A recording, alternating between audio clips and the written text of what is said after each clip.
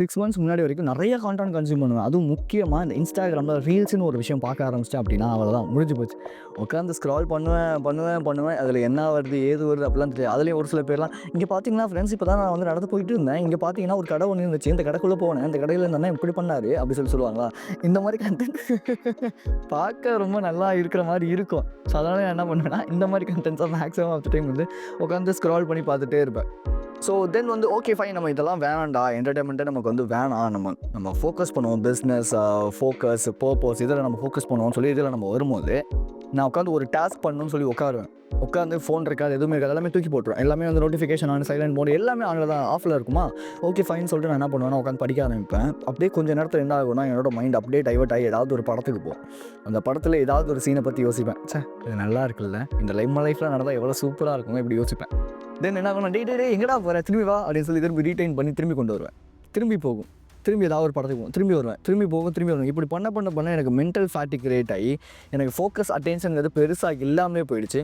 தென் அதை திரும்பி கொண்டு வரதுக்கு ரொம்ப கஷ்டமாக இருக்கும். என்ன பண்ணுவேன்னா, ஓகே போடா அப்படின்னு சொல்லிட்டு ஃபோன் எடுத்துகிட்டு படம் பார்க்க ஆரம்பிச்சிடும். போய் உட்காந்து எதுக்கு வேலையெல்லாம் பண்ணிக்கிட்டு இப்படி தான் என்னோடய வாழ்க்கையை, என்னோட நாளை ஒரு நாளையும் நான் ரொம்ப மோசமாக வேஸ்ட் பண்ணிகிட்டே கொண்டு போயிட்டு இருந்தேன். ஓகே, இந்த திங் என்ன அப்படின்னா, இங்கேருந்து என்னோடய ஃபோக்கஸை இம்ப்ரூவ் பண்ணேன். ஐ மீன் நான் நிறைய பாட்காஸ்ட் கேட்டேன், நிறைய புக்ஸ் படித்தேன். அதுலேருந்து எனக்கு ஸ்பெசிஃபிக்கான விஷயங்களை எடுத்து இந்த இடத்துல நான் உங்களுக்கு சொல்கிறேன். ப்ராப்ளி இது மேக்ஸிமம் ஆஃப் த டைம் யூஸ்வலான ஒரு எல்லாருமே சொல்கிற ஒரு டிப்பாக இல்லாமல் கொஞ்சம் அன்யூஸ்வலாக இருக்கும். ஸோ டேரெக்டாக வாங்க, உங்களோட ஃபோக்கஸை எப்படி சரட்டுன்னு இம்ப்ரூவ் பண்ணலாம் அப்படிங்கிற, சரட்டுன்னு இல்லை 2x ஸ்பீடில் இம்ப்ரூவ் பண்ணலாம் அப்படிங்கிறத நான் சொல்லித்தரேன். நான் ஒரு அன்ப்ரொஃபஷனலாக யூடியூபராக பேசிகிட்டு இருக்கேன். நான் கேஜே, நீங்கள் பார்த்துட்டு இருக்க சேனல் வாய்ஸ் ஆஃப் கேஜே. எஃபிரஃபைன் அப்படிங்கிற ஒரு ஹார்மோன் இருக்குது. கரெக்டாக ப்ரொனவுன்ஸ் பண்ணுறதுனா என்னன்னு தெரியாது. எஃபிரஃபைன் அப்படிங்கிறது தான் நமக்கு அலர்ட்னஸை அதிகமாக க்ரியேட் பண்ணி கொடுக்கும். ஓகேவா, நமக்கு அலர்ட்னஸாக இல்லாதனால தான் நம்ம என்ன பண்ணுறோன்னா, நம்மளோட ஃபோக்கஸ் எங்கேயாவது போய்கிட்டு அடி வாங்கிக்கிட்டே இருக்குது, ரைட்? ஸோ இப்போ இந்த அலர்ட் நம்ம எப்படி அலர்ட்டாக இருக்கலாம், அந்த அலர்ட்னஸை எப்படி நம்ம அதிகமாக இம்ப்ரூவ் பண்ணலாம் அப்படிங்கும்போது நம்மளோட ஃபோக்கஸும் இம்ப்ரூவ் ஆகும்னு சொல்கிறாங்க. அப்போது இதுக்கு நான் சொல்ல போகிற முதல் விஷயம் ரொம்ப உங்கள் எல்லாருக்குமே ரொம்ப பிடிக்கும். அதுவும் நீங்கள் ஸ்மோக்கிங் பண்ணிக்கிட்டு இருக்கீங்க அப்படின்னா உங்களுக்கு ரொம்ப பிடிக்க போகுது. நிக்கோட்டின் அப்படிங்கிறது. எஸ், நிக்கோட்டின் அப்படிங்கிறது நம்மளோட அலர்ட்னஸை ஹை பண்ணி கொடுக்கும். அதனால நிறைய பேர் ஸ்மோக் பண்ணும்போது என்னென்னா, அதிகமாக எனக்கு வந்து மூளை வந்து வேலை செய்யுது, எனக்கு பயங்கரமாக வந்து மூளை வேலை செய்யுது, ரொம்ப ப்ரொடக்டிவாக இருக்கிற மாதிரி ஃபீல் பண்ணுறேன்னு சொல்கிறாங்க இல்லையா? இது எல்லாத்துக்குமே காரணம் அதில் இருக்கிற நிக்கோட்டின் அப்படிங்கிற ஒரு சிங்கிள் கெமிக்கல். அதுவுமே 0.025 நம்ம வந்து அதில் ஆட் பண்ணுவாங்க. மற்றது எல்லாமே அது அன்வான்டட் கெமிக்கல்ஸ் அதிகமாக இருக்கும். நம்ம உடம்புக்கு எடுக்கிற கெமிக்கல்ஸ் அதிகமாக இருக்கும். ஸோ நான் உங்களை ஸ்மோக் பண்ணுங்க நான் சொல்லவே மாட்டேன். அதே மாதிரி நீங்கள் வந்து இந்த நிக்கோட்டின் கம்ஸ் எடுங்கன்னு நான் ப்ரிஃபர் பண்ண மாட்டேன். ஜஸ்ட் தெரிஞ்சுக்கங்க, அவ்வளோதானே தவிர இது நீங்கள் பண்ணுறனால உங்களோட ஃபோக்கஸ் நல்லா இருக்கும் தான். பட் உடம்பு கெட்டு போயிடும், வீணாக போயிடும், சீக்கிரமாகவே செத்து போயிடும். இப்படி எல்லாமே இதில் வந்து நடக்கும்.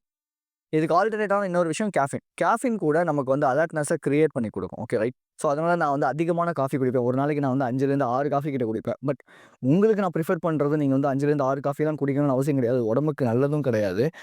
எனக்கு வந்து அது ஒரு பழக்கமாயிடுச்சு. ஆனால் நான் இப்போ கொஞ்சம் கொஞ்சமாக கம்மி பண்ணிகிட்டு இருக்கேன். ஸோ திங் என்ன அப்படின்னா, நீங்கள் பிளாக் காஃபி குடிங்க. பால்லாம் ஊற்றாமல், வெறும் சுகர்லாம் இல்லாமல் வெறும் பிளாக் காஃபியை மட்டும் குடிக்கிறதுக்கு குடிங்க. ஓகே, அது உங்களோட ஃபோக்கஸை கண்டிப்பாக இம்ப்ரூவ் பண்ணி கொடுக்கும். அண்ட் ஸோ அதில் கேஃபின் இருக்கனால அது உங்கள் மூளையை இன்னும் சுறுசுறுப்பாக அந்த ஒரு அலர்ட்னஸ்லேயே வச்சிருக்கும்னு சொல்லுவாங்க. பட் ஒரு ஒரு 1/2 மணி நேரத்துக்கு மேலே டக்குன்னு கொஞ்சம் டவுன் ஆகிற மாதிரி தான் இருக்கும். அது ஒன்றும் பண்ண முடியாது. பட் இது நல்லாயிருக்கும், ட்ரை பண்ணி பாருங்க. நான் பர்சனல் ஆன்லைன் கோச்சிங் ஸ்டார்ட் பண்ணியிருக்கேன். இது 1 on 1 ஆன்லைன் கோச்சிங் லிங்க் கீழே கொடுக்குறேன். ஷெட்யூல் பண்ணிட்டு நீங்கள் அங்கே வாங்க. 15 minutes of free video call செஷனும் இருக்குது. உங்களுக்கு ஓகேனா அதுக்கப்புறம் நீங்கள் என்னோட கோச்சிங் எடுத்துக்கலாம். அப்படி இல்லைனா அந்த 15 minutes of free video call செஷனோட நீங்கள் வந்து டாட்டா பாய் சொல்லிட்டு போயிட்டே இருக்கலாம். Coming back to the content, mental focus நமக்கு அதிகமாக இருக்கணும் அப்படின்னா முதல்ல விஷன் ஃபோக்கஸை அதிகமாக கிரியேட் பண்ணணும்னு சொல்கிறாங்க. லெட்ஸே இப்போ ஒரு பறவை பறக்குதுன்னு வச்சுக்கோங்களேன். அந்த பறவைக்கு வந்து கண்ணெல்லாம் இந்த சைடில் இருக்கும்.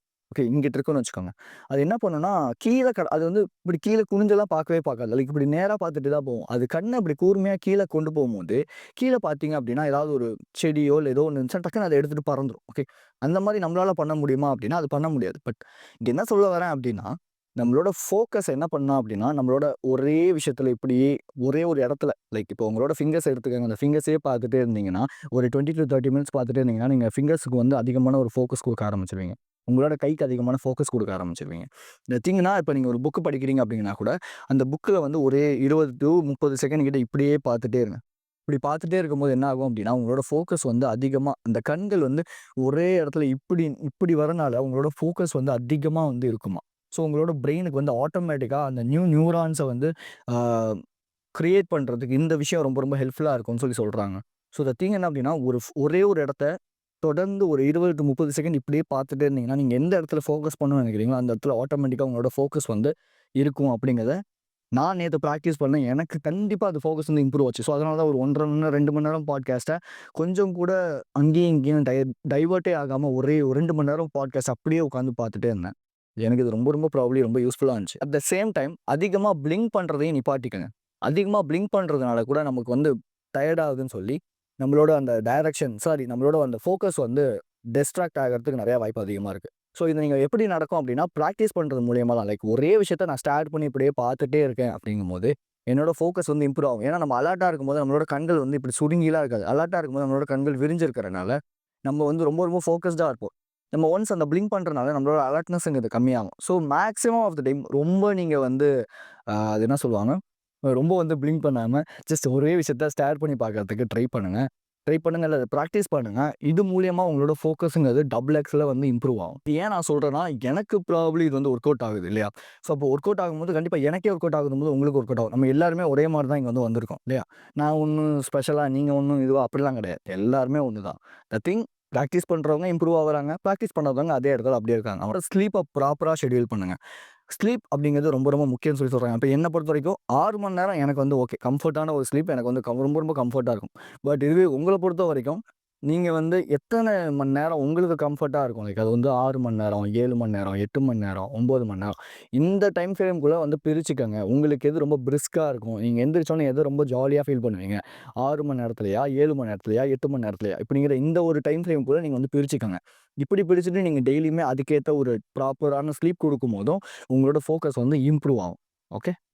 நீங்க நெறைய பேர் கோட்ட விடுறதே இந்த தூக்கத்தில தான் ரைட்.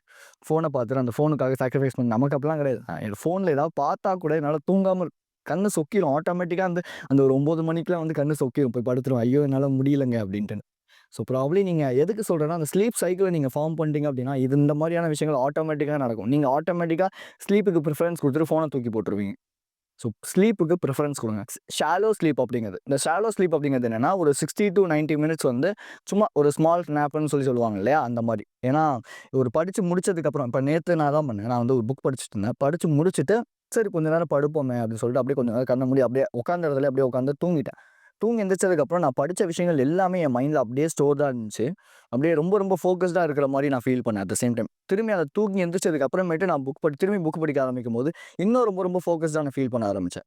இது ஏன் சொல்றேன் அப்டின்னா, இந்த 60 டூ 90 மினிட்ஸ் அப்படிங்கிறது உங்களோட மூளைய ரிஃப்ரெஷ் பண்ணி குடுக்கும். இந்த ரிஃப்ரெஷ் பண்ணும்போது நீங்க என்ன பண்றீங்கன்னா, அந்த படிச்ச விஷயங்களும் ஸ்டோர்டா இருக்கும். திரும்பி நீங்க எந்திரிச்சு ஒரு விஷயத்த படிக்க ஆரம்பிக்கும்போது, ரொம்ப ரொம்ப ஃபோகஸ்டாவும் ஃபீல் பண்ணுவீங்க. ஸோ இந்த ஒரு விஷயமும் உங்களால பண்ண முடியும் அப்டின்னா, ட்ரை பண்ணுங்க. ஸ்கூல்ல, காலேஜ்ல போயிட்டு இந்த மாரிலாம் 60, 90 மினிட்ஸ் தூங்க சொன்னாங்க அப்டின்னு சொல்லிட்டு தூங்கிராதீங்க.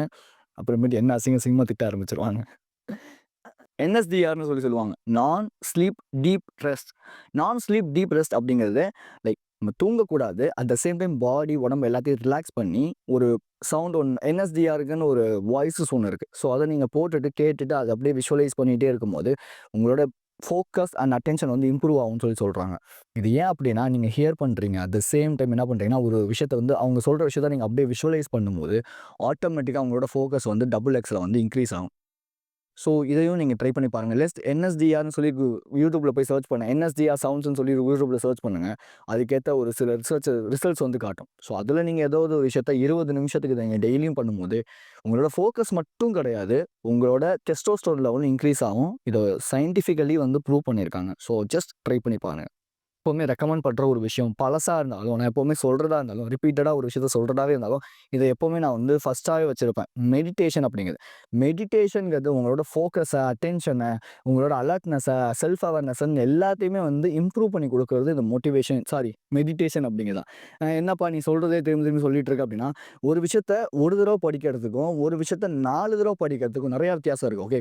எனக்கு என்ன ஒர்க் அவுட் ஆகுதோ, அத தான் நான் சொல்ல முடியும். நான் ஒரு வீடியோலயும் புதுசு புதுசா ஒரு விஷயம் சொல்றேன்னா, நீங்க அந்த புதுசு புதுசா ஒரு விஷயத்த ட்ரை பண்ணிக்கிட்டே இருப்பீங்க. பட் ஒரே ஒரு விஷயத்துல ஸ்டிக் ஆகவே மாட்டீங்க.